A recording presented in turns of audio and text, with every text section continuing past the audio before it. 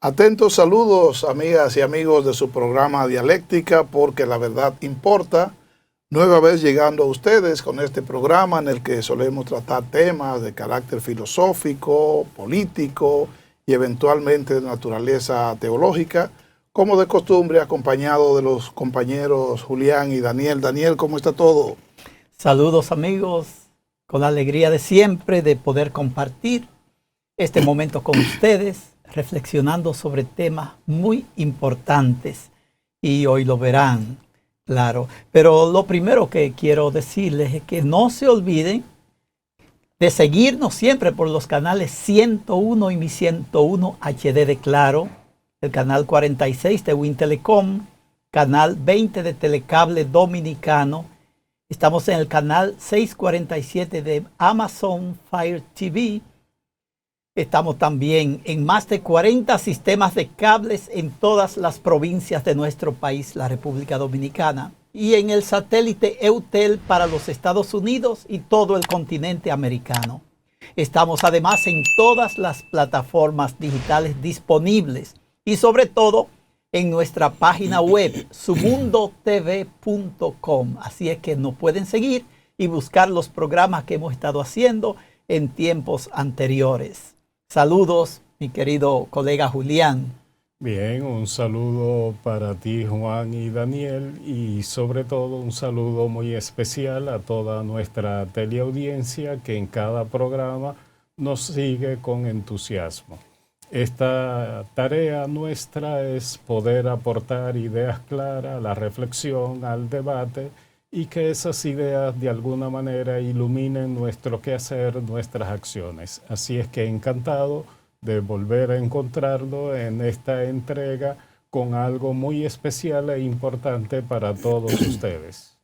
Bueno, señores, hoy tenemos un programa súper especial. Tenemos un invitado muy importante para nosotros y para todo el país.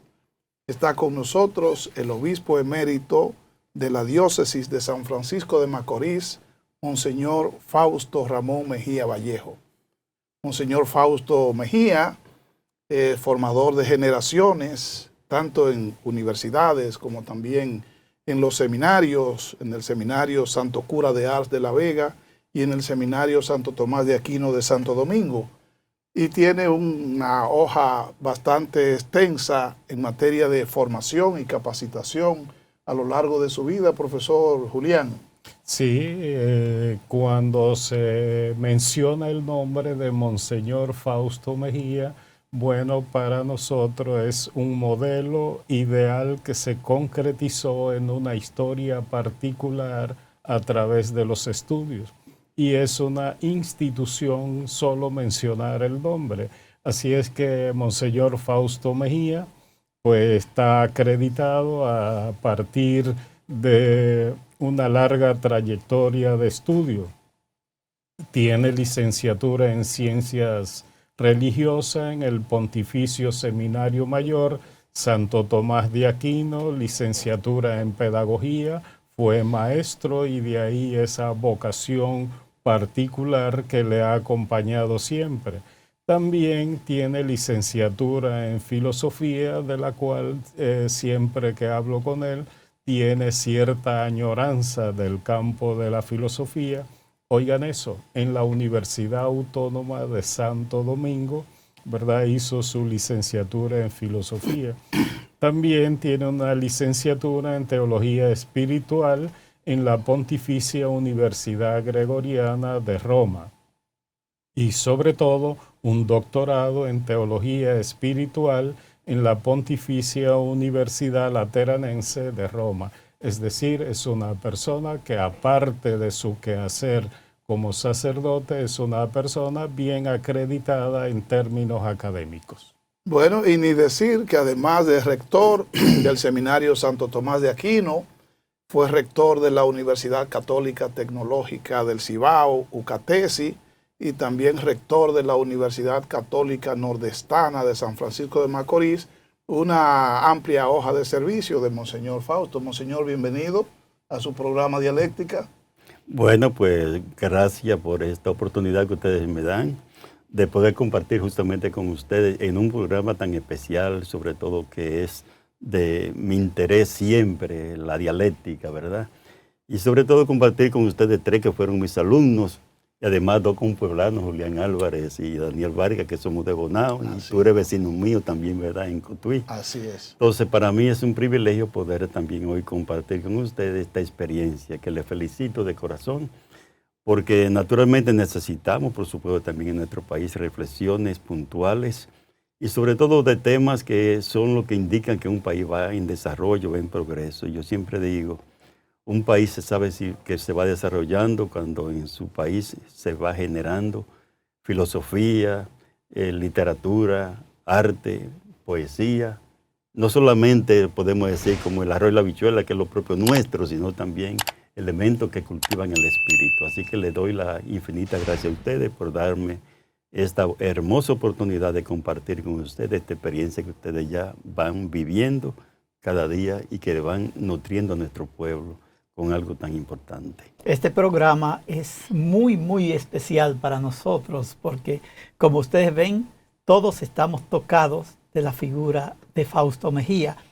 Si no nos hubiéramos encontrado con Fausto en nuestro camino, quizás nosotros no estuviéramos aquí hoy. Toda nuestra trayectoria ha tenido que ver con este encuentro que desde muy jovencitos hicimos, aunque ya ustedes vean a Julián con el pelo medio, ¿verdad?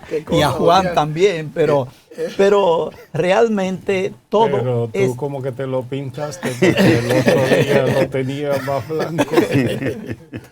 Esto está bien. Nosotros con Fausto aquí estamos en familia. Ustedes ven, es parte, somos todos parte de una familia y por eso esos niveles de confianza que hay entre nosotros. Así es que disfruten este programa de hoy y sobre todo tendremos, Juan, 2 programas, este y el de la próxima semana también con Monseñor Fausto Mejía, para nosotros poder sacarle bien el jugo a esa cabeza que se ha formado tan grandemente, no solo en nuestro país, sino también en Europa.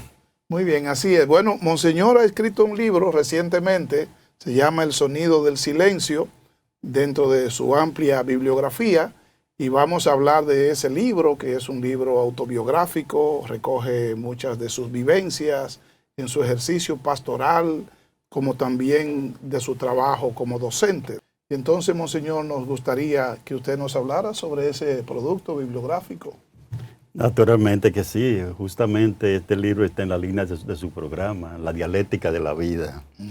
Entonces, cuando ahora pasan los años, cumplí 80 años y 50 de sacerdote, entonces digo, déjame pensando un poquito así dialécticamente, cuando la gente, uno cumple años, siempre dice feliz cumpleaños, sí. Pero también se puede decir feliz cumple muerte, a mayor cumplimiento de años, mayor cercana se vuelve la muerte. Más cerca de ti, Señor. Y dialécticamente hay siempre una realidad, y es que es una realidad que todos llevamos dentro, el deseo de inmortalidad. Sí, sí.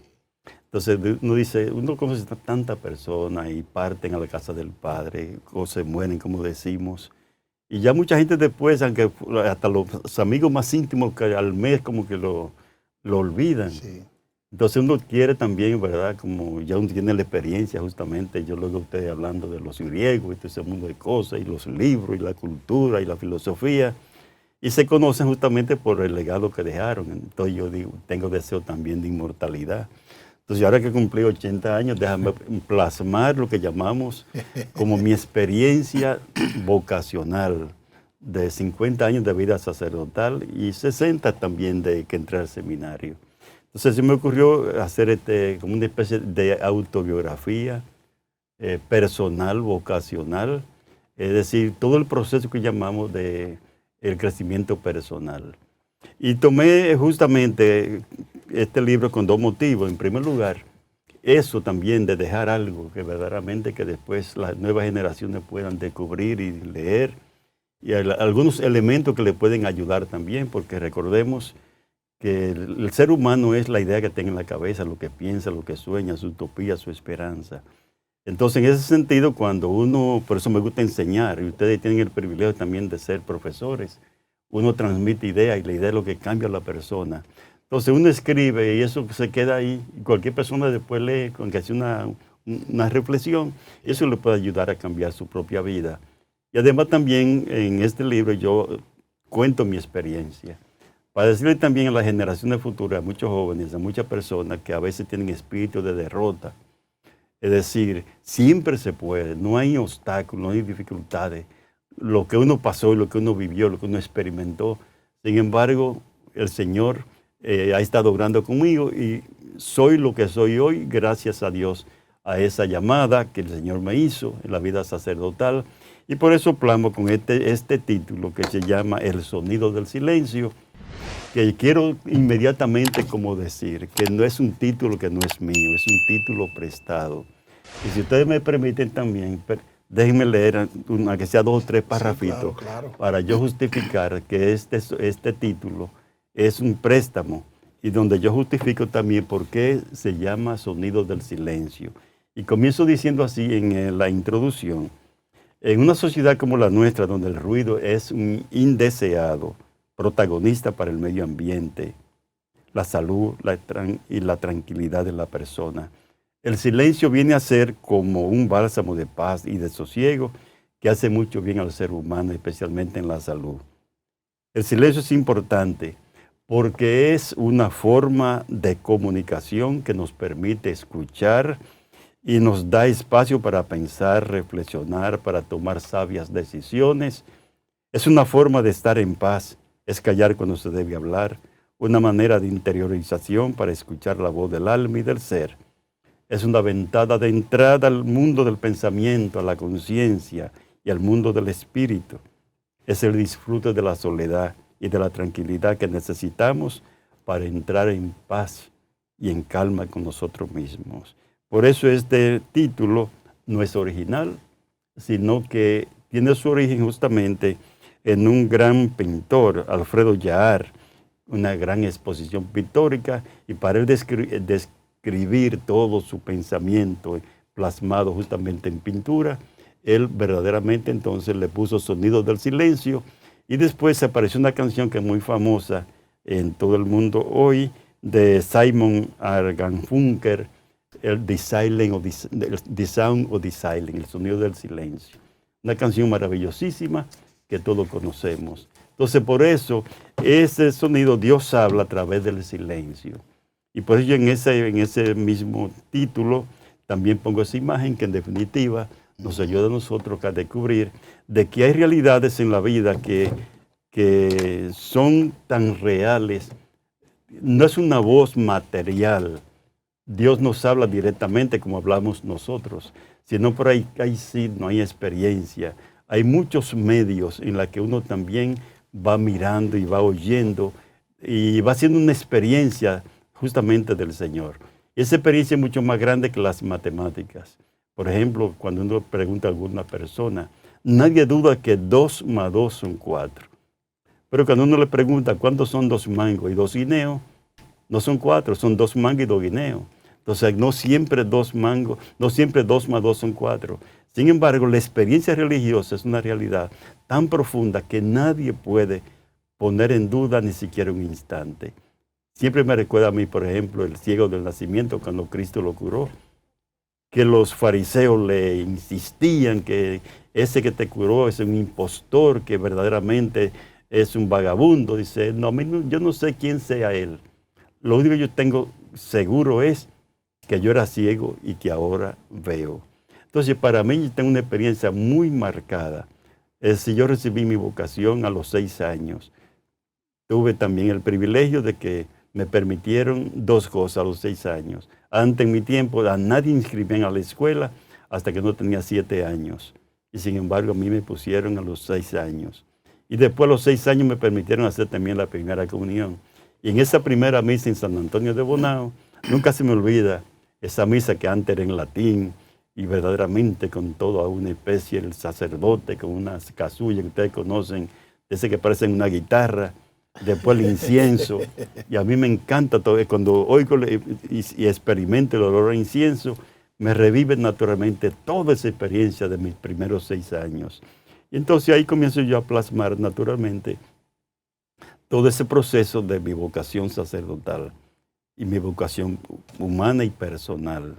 Pero Por eso, podemos decir, Fausto, que a los 6 años ya estaba tu camino trillado hacia el sacerdocio, o es un poco más tarde. ¿Eso se mantuvo o eso despertó un poco más tarde después? Porque tú lo pones a los 6 años. Me gustaría saber si ya eso estaba decidido o porque me parece muy extraño, muy pequeño todavía. no, a los 6 años no tiene uno los conocimientos, ni la decisión, ni la libertad para uno decidir, podemos decir. Lo que sí yo sentí ya en esa primera misa, donde hice mi primera comunión, que yo quería ser como ese sacerdote, y quería ser sacerdote.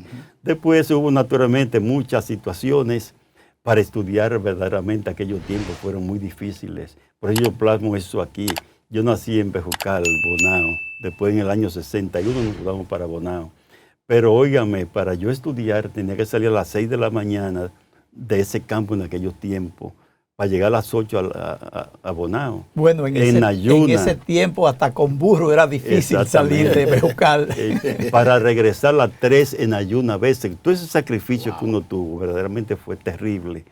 Pero por eso yo plasmo aquí de que nada hay imposible. Y que cuando uno quiere algo, verdaderamente entonces uno lo logra. Entonces en ese sentido fui creciendo. Hubo un episodio que era hasta chistoso. Nosotros somos 10 hermanos, somos una familia muy larga, 10 hermanos. Yo tengo 51 sobrinos y 53 hijos de los sobrinos. Eso es un mundo prácticamente. Sí. Entonces, en ese sentido, mi hermano mayor una vez, papá de Alessi, que ustedes conocen, que es sacerdote también, él dijo en mi casa que quería ser sacerdote. Pero en ese tiempo todos los sacerdotes eran españoles, eran blancos. Y mi papá le dice, mira muchacho, ¿tú has visto sacerdotes prietos? Nunca. Y eso me marcó a mí, que yo jamás mencioné esa palabra, hasta que después, con toda esa experiencia, seguí estudiando, terminé mi bachillerato. Entonces en ese tiempo ni pensé en universidad, porque ese era un privilegio para 2 o 3 nada más. Pero ya luego, inmediatamente terminé el bachillerato, me nombraron profesor en Bonao, del 4º de primaria, después del 7º, daba física y geometría y álgebra en el liceo también. Y ahí entonces ya vino la política. Trujillo murió un día como ayer, ¿verdad? Lo enfermaron un grupo de amigos. Entonces, una vez que Trujillo muere, entonces vino la realidad de la política. Me enrolé en la política, entonces los fines de semana era para organizar los campesinos y todo ese mundo de cosas, esa fiebre política. Y ahí descubrí naturalmente otra vez de ese deseo grande. Hasta que por fin varios acontecimientos que sucedieron, que no voy a contarlo ahora, pero son experiencias, como decíamos al principio, que uno no puede olvidar, que marcaron uno para toda la vida. Ya me decidí y fui justamente al Licey, donde Monseñor Flores, que era el rector, y Moya, que eran los que tenían el seminario. Nunca se me olvida, faltando 5 minutos me aceptaron al seminario, nadie sabía nada. Y óigame, las cosas de Dios son grandes, porque yo regresando a Bonao, eso era lunes, cuando me aceptan al seminario, con una condición naturalmente, que antes de entrar al seminario, aunque usted fuera bachiller profesional, era ir al 8º curso, a lo equivalente al 8º curso. ¿Por qué? Porque había que aprender latín, 4 o 5 años. Yo quería ser padre, no me importaba los años que fueran. Entonces nos dieron un curso intensivo de latín. Éramos 6 bachilleres, de 8 a 12, de 2 a 3 y de 4 a 6 de la tarde. Y así comencé yo esta experiencia, naturalmente. Entonces, lunes me aceptan al seminario y el miércoles Juan Bosch, eso fue 63, estaba en el poder. Y Juan Bosch tuvo una idea genial de todos los muchachos que tenían un chin de capacidad y bachilleres del país entero. Mandó mucha gente fuera del país. Sí. Y en Bonao escogieron 3. Joaquín Pérez, está Manuel Castillo, que te diré la información de Santiago, y a un servidor. Entonces me van a buscar a mí y me dicen, mire, tú fuiste escogido para ir a Chile a estudiar. Óigame, qué cosa más terrible para mí, un miércoles en la noche. Entonces pensando eso, yo voy para el seminario y ahora, como quien dice, el diablo me pone esta tentación, que era todo mi sueño, estudiar ingeniería, ese era mi mundo. Entonces, en la avenida yo vivo a dos esquinas del ayuntamiento, la avenida de Columna, pensando, reflexionando. Comencé a las 9 de la noche y a las 11 de la noche dice, no, dejo todo eso, me voy al seminario. De eso hace 60 años, dentro de los cuales son 50, 51 ya como en mi vida sacerdotal. Y realmente ha sido una experiencia maravillosísima para mí, estos años de servicio, de poder uno como olvidarse de sí para poder hacerse grande, como dice el Evangelio, sirviendo a los demás. Una experiencia maravillosísima. Yo quiero remontarme, Fausto, a esos primeros años de tu sacerdocio, porque tú fuiste una luz para la juventud, sobre todo los que íbamos detrás en ese tiempo. La ordenación de Fausto como sacerdote significó mucho en la región del Cibao, muy especial en Bonao, porque Fausto fue ese tipo de sacerdote revolucionario en sus principios, aunque después se fue aplacando un poco, tú ves, pero eso fue una inspiración, una efervescencia. Fausto organizó la marcha más grande que haya visto Bonao a nivel político, la de las cacerolas vacías por las calles. Siendo sacerdote. Eso fue, siendo sacerdote, fue ese sacerdote joven, era ese sacerdote que todos los estudiantes admiraban. Cuando Fausto llegaba al liceo revolucionario Elías Rodríguez, comenzaba la juventud a hacer movilización, que hable Fausto Mejía, que hable Fausto Mejía. Los jóvenes era un líder para todos, revolucionario y todo el mundo. Pero eso venía desde su tiempo de estudio, Daniel. Claro, Fausto estudió en la UAS también. Sí. Fausto tuvo un tiempo de... en ese sentido fue un tiempo interesante y a nivel de política. El movimiento revolucionario, ¿verdad? Y esas ideas liberales. Pero yo quiero saber que Fausto nos diga si ha cambiado algo en todo eso, porque en la práctica y a nivel de pastoral y de todo cambiaron muchas cosas. Y quizá a nivel de obispo mucho más, ¿no? ¿Qué ha incidido en todo eso, Fausto? En esos cambios dialécticos. Sí, la dialéctica es la dialéctica. Y hay cambio, y cambio también, podemos decir, en el sentido hasta biológico de la palabra. No es lo mismo, no es lo mismo tener 25, 30 años que tener 80 años. Pero el espíritu yo sigo igual. O sea, es algo de convicción, no es una fiebre. No fue tampoco la cosa que uno hizo, no fue tampoco en el sentido político de la palabra. Yo siempre me he respetado mi vida sacerdotal. Yo sé que como sacerdote no puedo participar de la vida política en sentido, como llamamos, en su esencia, aunque como ciudadanos yo tengo derecho a votar. Entonces, en ese sentido, pues, naturalmente, pues uno vivió una experiencia. Nosotros tuvimos el privilegio, lo que vivimos, la juventud, 60, 70, eso fue un privilegio. Eran tiempos también tan hermosísimos, donde todo el mundo tenía esa capacidad, como que dice, no pensar en sí mismo y mirar la política como una manera también de servir a su país. Por eso esa marcha que tú te refieres, naturalmente, fue 74, cuando el régimen de Balaguer, venían las elecciones, el Acuerdo de Santiago, nadie se atrevía a salir a ningún sitio. Entonces era un deber moral como uno. En ese tiempo, recuérdense, en los 12 años, la gente presa, cantidad de gente jóvenes. Después, toda la tragedia que hubo también con los jóvenes que se alzaron con Manolo Tavares. Todo ese mundo de cosas, lo exilado. Entonces, era un deber moral de uno hacer algo. Entonces, aproveché el Día de la Alta Gracia, la Misa de la Alta Gracia en Bonao. Hicimos la marcha de los calderos vacíos, con amenaza también de la misma policía. Y fue una marcha que yo creo que no se ha hecho nunca en Bonao. Y ahí participaron todos los líderes, Peña Gómez, Antonio Decán, Antonio Guzmán, todo ese mundo de gente. Verdaderamente fue una cosa. Y Peña Gómez hizo un discurso el otro día diciendo que el padre Mejía Vallejo iba como, ¿verdad?, como Montesino. Sí, ¿entiendes? Sí. ¿No? Pero son cosas que uno hacía y que si hay que hacerla de nuevo, uno la hace. Porque al fin y al cabo no se trata naturalmente de asuntos políticos de ninguna manera, sino simplemente de la conciencia moral que uno tiene como ciudadano de que las cosas se hagan como tienen que hacer. Entonces, en ese sentido, yo mantengo también mi espíritu. Eso no ha variado nada. Naturalmente, no es lo mismo porque uno hacía cosas antes como jóvenes hasta medio imprudente, pero que ahora ya los años no han pasado de balde, ya uno tiene una madurez y la manera de actuar de uno hoy es completamente distinta. Entonces, por eso le sirve a uno también para comprender la juventud.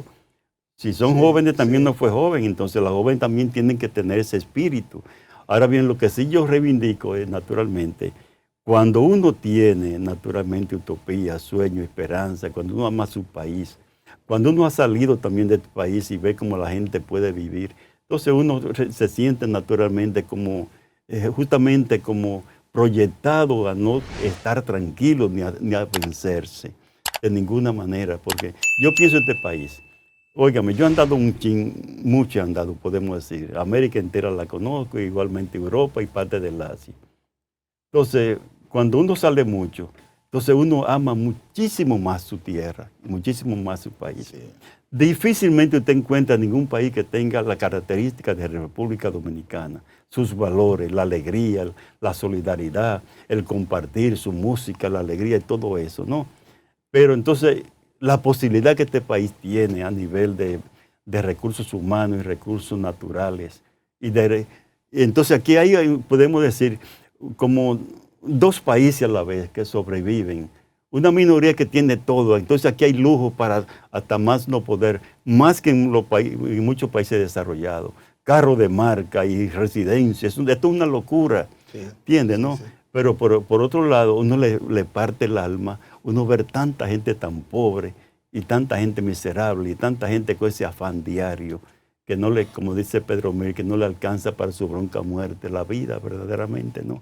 Entonces, en ese sentido, uno tiene también como esa especie también de mantener siempre todo lo que uno puede hacer para mejorar la situación del país. Por eso, Julián, me gusta enseñar, porque enseñar sencillamente...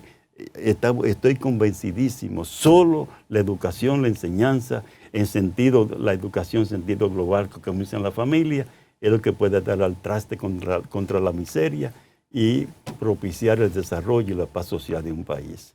Justo, varias cosas.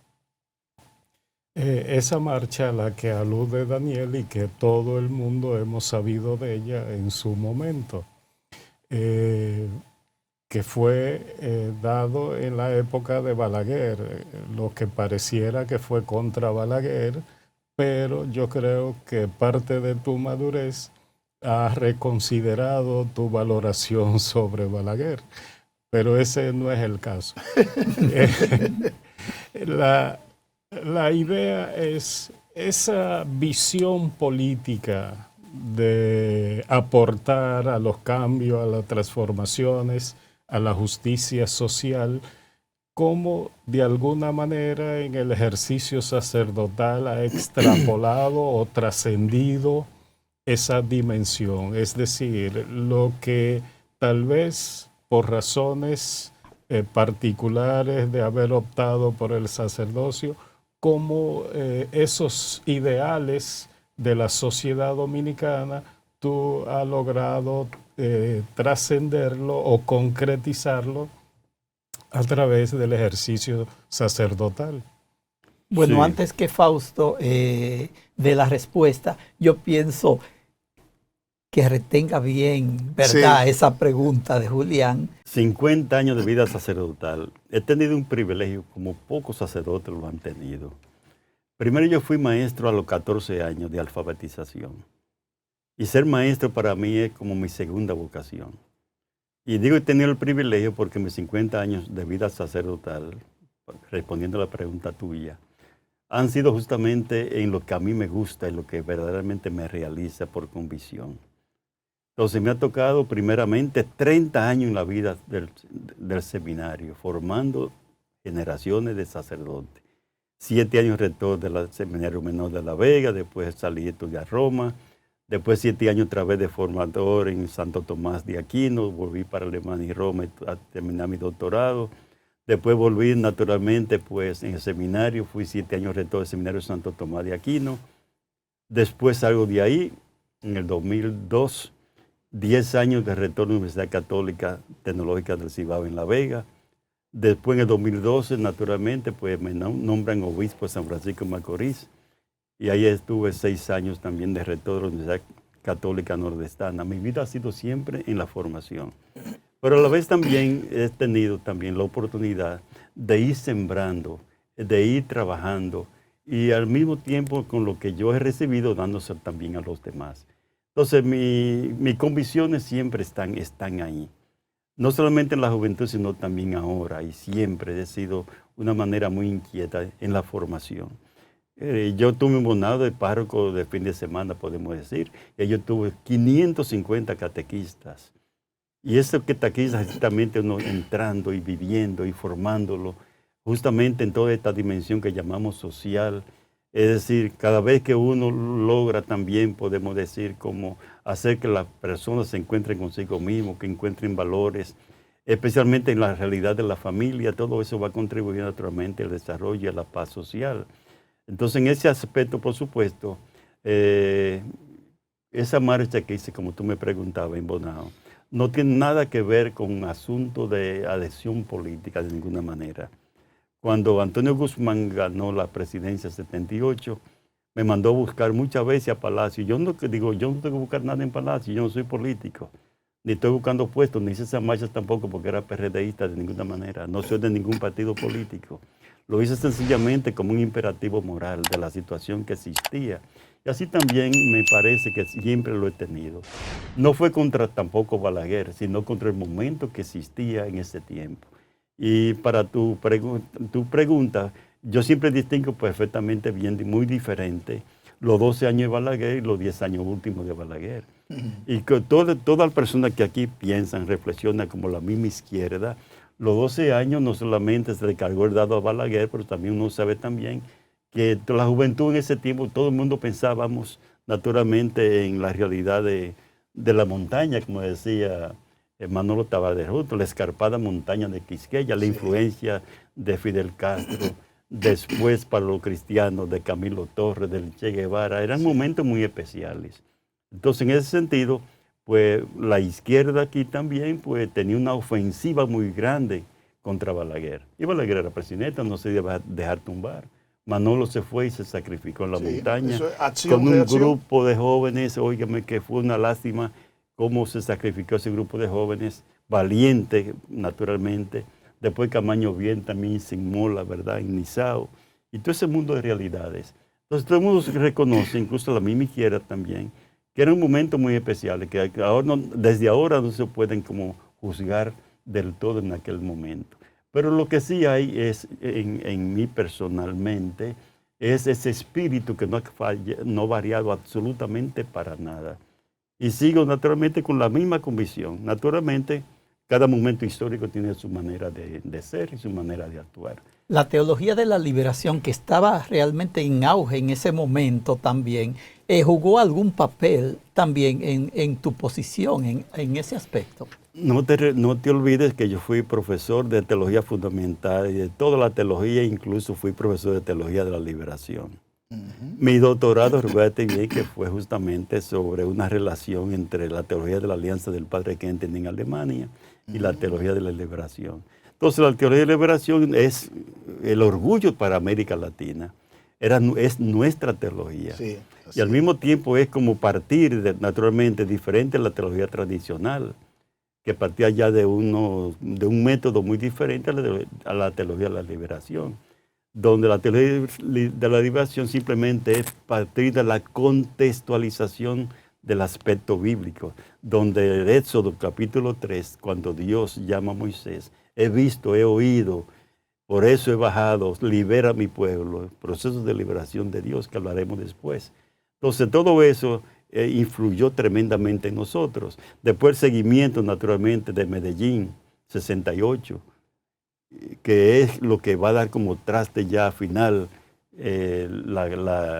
nuestra teología de la liberación. Después Puebla, que partió es el mejor documento que hemos tenido en la iglesia, es el de Puebla, Julián, tú que eres teólogo también, porque ahí se examinó la historia y se partió también del análisis de la cultura. Y se llegó a una convicción. América Latina. Perdóneme, monseñor, probablemente el propio Concilio Vaticano II sirvió de alimento para que se dieran esos movimientos. 65 fue la inauguración del Concilio Vaticano II. Exacto. Entonces, Medellín fue como la puesta en circulación de la Gaudium et Spes del Vaticano II. Después Puebla, parte de la cultura y de la historia de América Latina. Y por eso llegó una convicción el sustrato cultural de América Latina es el catolicismo, incluso la Virgen María.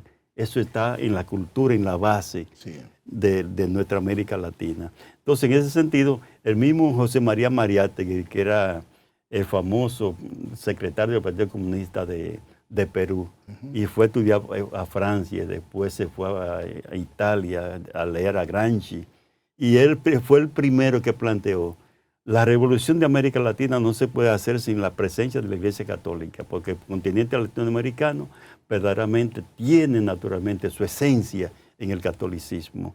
Y entonces fue el primero que planteó ya el socialismo a la latinoamericana, que después va a influir muchísimo en los países, los partidos comunistas de Italia, Francia y España, donde el socialismo a la europea, ya no con ese dominio que tenían los rusos en ese sentido. Entonces, en ese aspecto, por supuesto, también uno fue estudioso de esa realidad y participó y vivimos y trabajamos con toda esa realidad, como lo estamos haciendo hoy también.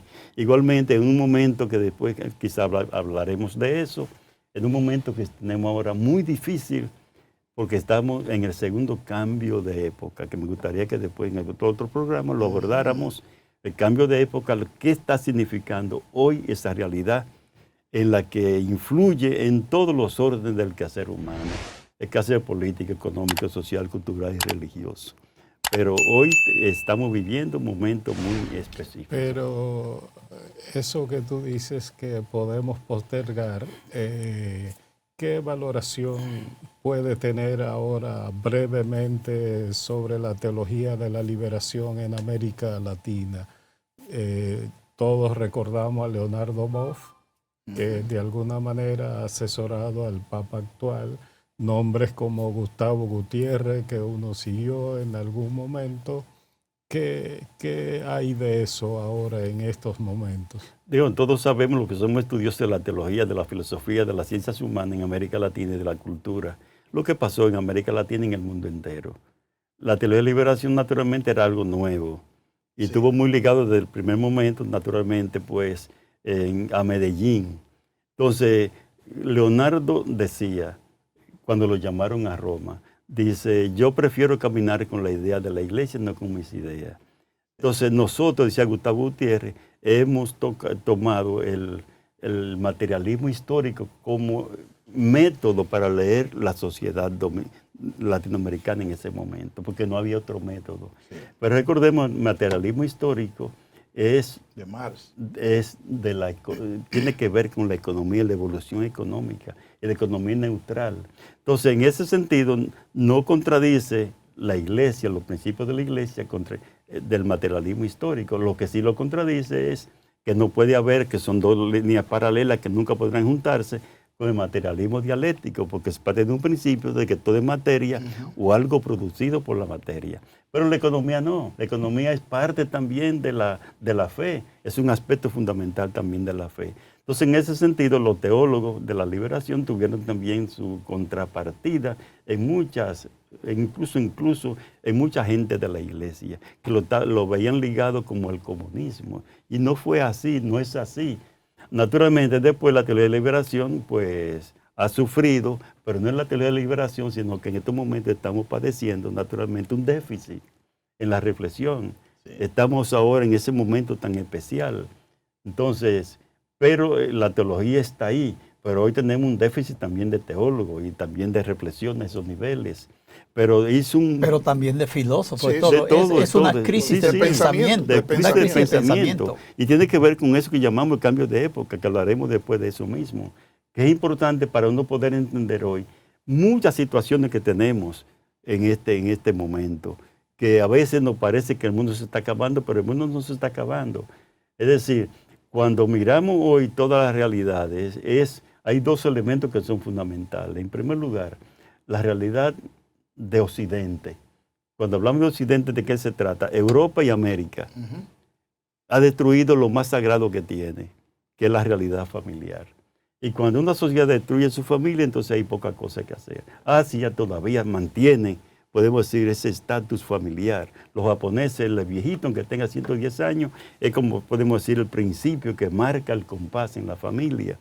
¿Entiendes, no? Entonces nosotros hemos, como quien dice, desbaratado esa realidad tan bonita que tenemos nosotros, la familia. Entonces eso está influyendo de una manera muy grande.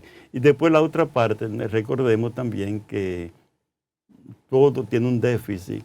No hemos conformado simplemente en mantener muchas cosas, pero sin ir hacia adelante de que el mundo cambió. La tecnología ha cambiado el mundo entero. Entonces es otra manera de ver la realidad, de pensar, de reflexionar, de tomar postura, de servir naturalmente. Entonces, que no contradice lo que llamamos la fe. Lo contrario la fortalece. Porque ustedes que son filósofos y son medio científicos, la ciencia es lo más cercano a la vida cristiana. Recordemos el Génesis. Crezcan y multiplíquense, pero dominen la creación. Y dominar la creación, ¿cómo se hace? Con la ciencia. Y la ciencia que lo que está oculto se haga presente. La medicina, ¿qué es? ¿De dónde se saca la medicina? De los árboles, de la naturaleza. Sí. Entonces, por eso, lo científico es lo más cercano a la fe en ese aspecto fundamental. Entonces, en esa línea, pues estamos avanzando y estamos creciendo. Y esta crisis que ahora experimentamos, que es una turbulencia, y todo cambio de época, que se han dado dos nada más en estos 21 siglos, crea inseguridad, crea también crisis, hasta que por fin otra vez se retoma. Y partimos de un principio teológico, es donde Dios permite una ruptura, es porque quiere sacar algo nuevo más adelante. De todo el desbarajuste que hoy tenemos, que parece que están tocando fondo la sociedad, de ahí saldrá cosas maravillosísimas para el mundo y para la sociedad. En eso que tú planteas, de que en este momento de crisis y de cambio de época, ¿cómo ves la situación? ¿Hay expectativa de que vendrá algo que incidirá en la solución de este desajuste epocal? Sí, porque mira, por ejemplo, la crisis, decíamos, es global en todos los aspectos de la vida. La que más ha sufrido es la familia, pero coge tú el estamento político. La política, ¿dónde comenzó su descalabro? En 1989, con la caída del muro de Berlín, cuando Samuel Huntington, el sociólogo de Harvard, escribe aquel famoso libro, Fin de la utopía, fin de la idea política, fin de la historia. Entonces, él hace un análisis maravillosísimo de todo lo que está sucediendo en ese momento. Entonces, en ese aspecto, por supuesto, comienza, y a partir de ahí la vida política se deteriora, porque no hay ideología. Ahora no hay ninguna ideología. Antes por lo menos había una especie como de fiebre, de socialismo, y ¿quién no soñaba con eso? Sí. La sociedad sin clase, sin explotación, sin guerra. La juventud nos volvíamos locos con esa realidad, pero ahora hemos caído, podemos decir, como que no hay. Sí, entonces a la política le han sacado el alma. Y está como el cuerpo nada más. Porque decía Benedicto XVI, miren señores, analizando el quehacer del ser humano, si la caridad, el amor al prójimo, a los más pobres, a los que más necesitan, el poder compartir con aquellos, si eso es lo más grande que tenemos en la vida cristiana, la caridad, el nuevo nombre de la caridad, ¿cuál debe ser? Es la política. ¿Por qué? Porque la política es la ciencia y el arte del bien común. Sí. Y hay que volver a esa realidad. Y en eso también estoy yo ahora metido también en ese mundo, también dando charlas y conferencias, informando también a nuestra gente. Es decir, en lo que llamamos el valor de la vida política, para que la política recobre nuevamente, naturalmente, lo que tiene que ser. Por ejemplo, yo pienso, Daniel, que estudió en Alemania y que vivió allá muchos años, Angela Merkel, 18 años como canciller en Alemania, pero esa tenía la política muy clara, ciencia y arte del bien común, la coherencia entre lo que ella planteaba cuando vino la crisis económica, llamó a los alemanes, señores, austeridad, pero no es una palabra para ella. Ahí, por ejemplo, tú que conoces en Alemania, los mercados populares, ¿dónde compraba Angela Merkel? En los mercados populares. Le decía, ¿por qué usted no usa la primera ropa? Dice, primero yo no soy modelo. ¿Por qué usted no tiene chofer? No, pues yo puedo manejar y mi marido puede manejar. ¿Por qué usted no tiene cocinero y cosas de esas? Pues yo lo puedo hacer todavía, nosotros lo podemos hacer. Ya no los hijos nuestros no están aquí. Entonces, en ese sentido, la coherencia entre lo que se dice y lo que se hace. Pero hoy la política que es clientelismo. Entonces, la corrupción está legalizada, eso está legalizado ya. Sí, la justicia. Porque la corrupción es legalizada. ¿Quién puede aspirar incluso a regidor o a diputado o a senador si no tiene un dineral? ¿Y quién que tenga su dinero ganado con el sudor de su frente lo va a meter en la vida política? Y si usted gasta 20 o 25, 30 o 40 millones, mucho más que gastan alguna gente para ser senador o diputado, entonces, si usted va a ganar 15, ¿por qué usted invierte 30? Entonces hay muchas realidades. ¿Por qué muchos empresarios invierten en la vida política? Son Teresa de Calcuta o San Francisco de Asís que están haciendo caridad. De ninguna manera, porque lo van a sacar. Entonces todo eso es, Julián, fruto naturalmente del momento que estamos viviendo, fin de la historia, fin de la utopía, en la que hemos también como colapsado en lo que llamamos los grandes valores, que es el segundo elemento. Después de la familia, los grandes valores los hemos destruido. Bueno, ese tema se puede retomar en el programa para la próxima semana, porque yo creo que es parte también de visualizar un poco la historia de la creación. Pero yo quisiera que puntualizáramos todavía algunas cosas personales de Fausto en esta, para que no se nos quede, y podríamos retomar temáticas en nuestro próximo programa. Fausto, ¿qué papel jugó el padre Mateo Andrés en tu vida? Ya eso lo saben. Yo quisiera puntualizar algunas cosas porque es una persona que tuvo mucho que ver con nosotros en nuestra vida también como profesor, ¿verdad? El padre Mateo Andrés, yo quiero que se mencione a Mateo Andrés en este programa.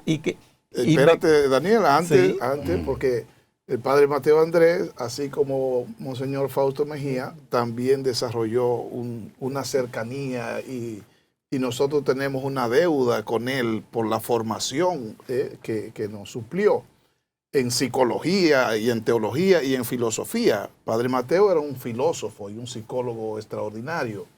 Entonces, de ese Padre Mateo, sacerdote jesuita que nosotros conocemos muy bien, es que tú te estás refiriendo a Monseñor Fausto que nos hable. Sí, miren, hay en teología y concretamente en teología espiritual un principio muy importante. Cuando Dios llama a uno, Dios le va proporcionando lo que uno más necesita para desarrollar su propia vida. Entonces, para mí el Padre Mateo fue la primera persona que yo sentí que me aceptaba y me valoraba. Entonces, para mí eso fue una cosa increíble. Y después tuve la dicha que, en definitiva, yo pasé 42 años con el Padre Mateo. Por todos los años que estuve aquí en Santo Tomás de Aquino, él era profesor, 42 años juntos. Entonces, para mí lo que yo soy, se lo debo al Padre Mateo. Pero no solamente el Padre Mateo. Yo tengo 4 personas que soy muy dichoso donde quiera que yo he estado. Yo fui a Alemania y allá me encontré con uno que fue casi papá tuyo, el Padre Hermann Geber. Padre Hermann. Y no sé un santo en cómo el Padre Hermann Geber y yo conectamos inmediatamente. Fui 15 días invitado a Alemania y me quedé 4 meses. Y después el Padre Hermann fue que se encargó naturalmente de económicamente casi mantener el Seminario de La Vega y después Santo Tomás de Aquino. Después tuve 2 años en Jarabacoa, medio tiempo. Ya me encontré también con una persona que fue para mí una persona, óigame, la persona que más ha influido en mí, que no sabía ni leer ni escribir, Belarminio Ramírez. Un viejo con una experiencia enorme. Que siempre lo menciona, incluso en su libro. Sí, en el libro. E incluso aprovecho para decir también, Julián, tú que eres muy acucioso, que dice, si usted quiere sabiduría, no lo busque en los libros ni a las universidades. Hable con gente que tengan más de 85 años, porque han tenido mucha crisis y superado mucha crisis. Y esa experiencia nos puede ayudar a nosotros a tener mucha sabiduría. Entonces yo encontré a Belarminio Ramírez en Jarabacoa, ese viejo, que tiene unos problemas de cuando tenía 6 años. Su mamá murió, su papá se casó, y entonces él, la madrastra, dice, cuando me vio a mí parece que yo odiaba un muchachito, ¿no? Entonces me maltrataron, entonces un mundo de cosas. Y un día yo llego a Jarabacoa y fui Ellos tienen una factoría. Y voy con el padre Ricardo allá a la factoría. Entonces Ricardo sigue para la oficina. Y yo veo a toda esa gente que están ahí brigando con café, los trabajadores. Yo voy y saludo a cada uno. Y Belarmino le dice a los demás, que estaba ahí como un campesino más, como un trabajador más. Dice, usted ve ese padre, se viene de familia, viene y nos saludó. Y a partir de ahí entonces me viene al otro día a hablar conmigo. Y me cuenta su vida. Y al otro día me llama, dice, yo nací ayer, cuando se desahogó. Entonces es una amistad enorme, enorme. Entonces, en ese sentido, igual que el padre Germán, igual que el padre Mateo. Y en Macorís también encontré con ese señor que está ahí, con Luis Emuldó. Luis, la amistad es un don. Saludos. La amistad es un don que Dios la regala para que uno también realice los planes que Él tiene para con uno. Y eso es parte del sonido del silencio, de que Dios va hablando a través de personas, de acontecimientos, de signos, y es lo que va a marcar nuestra vida para siempre. Bueno, a las personas que se lean el sonido del silencio, ¿verdad? Porque como esta parte del programa está llegando al final, les invitamos a que puedan dar con esa autobiografía de Monseñor Fausto Mejía, El sonido del silencio.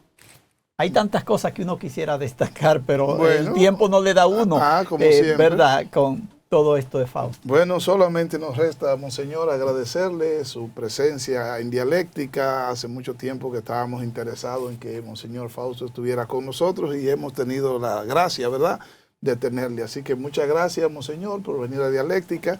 Y a ustedes, señores, gracias por recibirnos en sus hogares y será hasta una próxima entrega.